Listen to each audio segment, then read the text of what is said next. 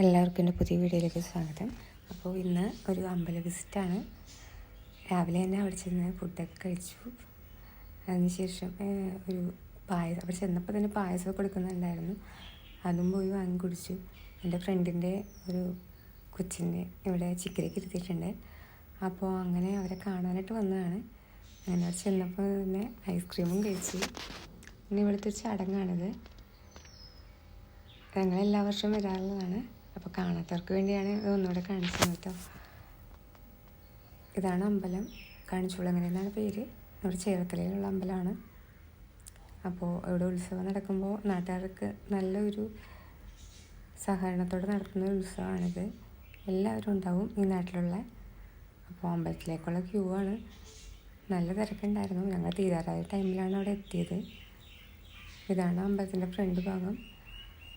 നല്ല വലിയൊരു ഗ്രൗണ്ടാണ്. കുറേ പേരിങ്ങനെ ചിക്കരൊക്കെ ഇരിക്കുന്നുണ്ട്. അവരൊക്കെ ഇങ്ങനെ വീടൊക്കെ എടുത്തും പണിതൊക്കെയാണ് ഇവിടെ താമസിക്കുന്നത്. ഇത് റോഡാണ്, സൈഡിൽ തന്നെ അലങ്കരിച്ചേക്കണ കാണാൻ തന്നെ നല്ല ഭംഗിയാണ്.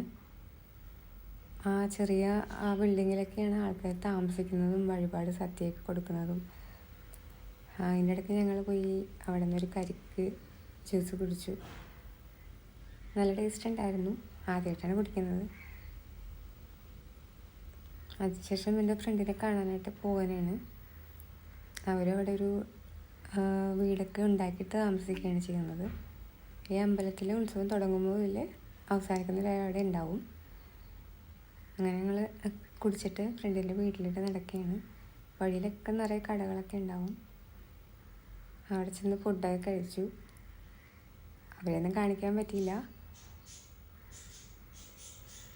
അപ്പോൾ അതൊക്കെ കഴിഞ്ഞിട്ട് ഞങ്ങൾ തിരിച്ച് വീട്ടിലോട്ട് പോയാണ്. പോകുന്ന വഴി റെയിൽവേ ട്രാക്കിൻ്റെ സൈഡിൽ കൂടെയാണ് പോകുന്നത്.